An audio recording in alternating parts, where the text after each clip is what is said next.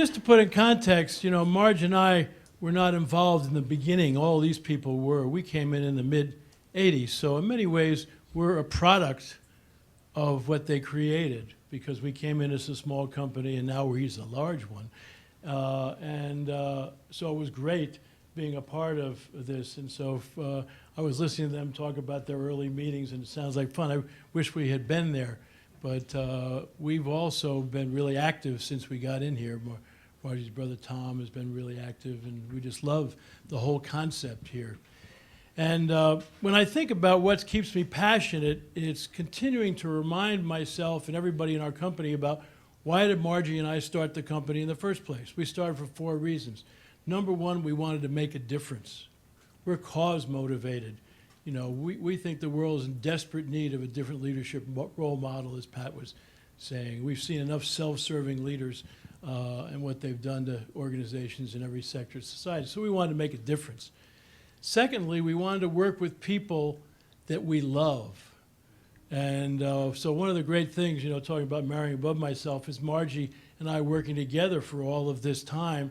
And our company breaks every rule. It is full of husbands and wives and kids and everybody and all. Our son Scott's in the company. Our daughter Debbie's in the company. Tom was born with, McKee was born with Margie, was a freshman in college, you know. And we have a rule about hiring people, is if you hire somebody and they walk in the front door and you don't feel a chemical difference in your body because you're glad to see them, why the hell did you hire them? There's enough jerks in the world. We don't want to work with them, okay? And so we want to work with people we love and care about. Third is that we really wanted to walk our talk, to practice what we preached. And a lot of people where you write books and give speeches, they don't have companies. They just have a speakers bureau. But Margie and I wanted to see if we could create an organization where we practiced what we preach. And we now have over 300 people, and so we know the problems that everybody has in organizations. A lot of people consult. They've never really had to meet a payroll of any sense and all. And we know all the kinds of problems. And boy, they give us grief when we don't follow through on things because their expectations are high. So we want to practice what we preach. And the final thing is we want to have fun. You know, we don't do anything unless we have fun. Why would you want to do it if it wasn't any fun? And whoever said that years ago, if you can find something that's fun in your life, you're never going to have to work a day in your life. So people say, Blanchard, when are you going to retire? Why would you want to retire when you're having fun? When I turned 65, I was on the phone with Zig Ziglar. He had invited Margie and I to the 59th anniversary of his 21st birthday. And I said, Zig, you going to retire? He said, there's no mention of it in the Bible. He said, except for Jesus, Mary, and David, nobody under 80 made an impact. He said, I'm refiring, not retiring. And so that's what I'm really doing.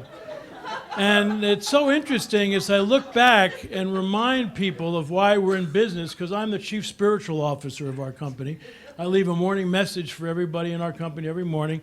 I tell them, first of all, who to pray for. People tell me who's hurting, who's in need and all. We do tremendous support of each other in our company. Then I praise people. If you're going to take everything away from me that I've ever taught over the years, and you said only one can you stay, I'd keep, you ought to wander around and catch people doing things right.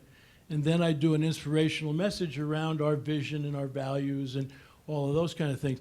And it's so interesting because it ties in, if you read the article in our ISA book about employee passion that we put in there, the key things around employee passion are meaningful work, which is making a difference, okay? Connectedness to others, which is, you know, friends and family and customers and all those kinds of things. And the third one is autonomy.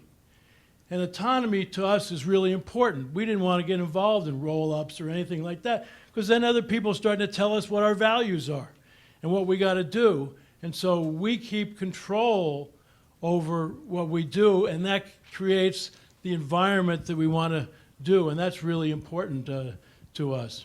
And so that's why I'm passionate, because we keep on reminding ourselves why we did this thing and don't want to change it.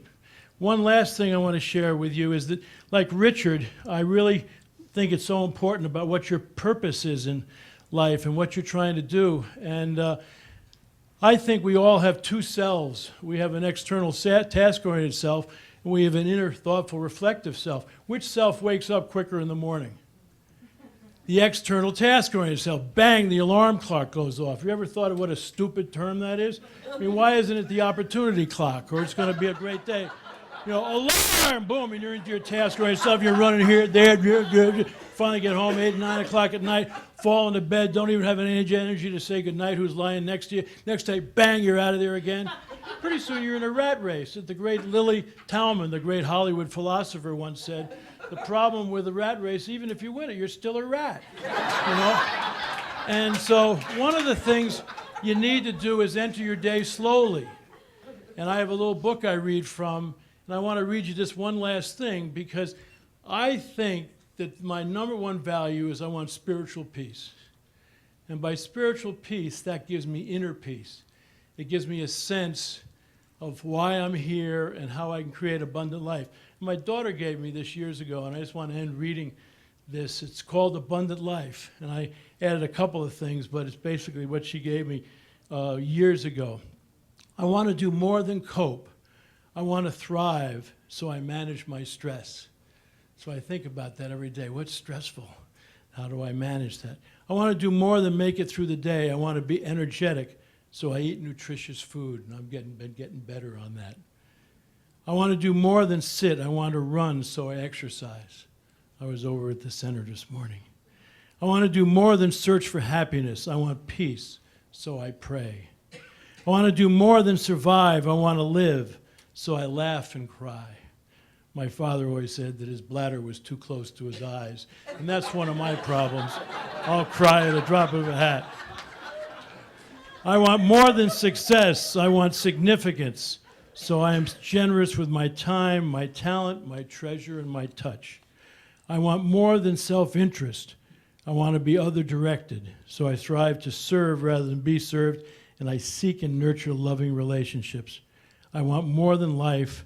I want life abundant. And my goal is a condition of peace so advanced that it's not treatable. And that's what keeps me going.